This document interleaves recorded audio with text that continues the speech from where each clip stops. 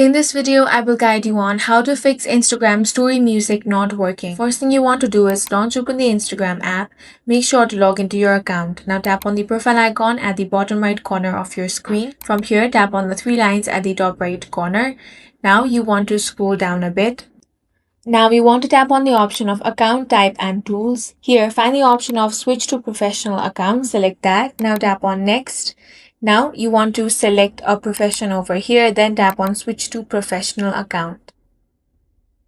Select if you are a creator or a business, then tap on next. Now you want to follow the on-screen prompts, then your professional account will be set. Once your account has been turned into a professional one, you want to check if your issue has been fixed.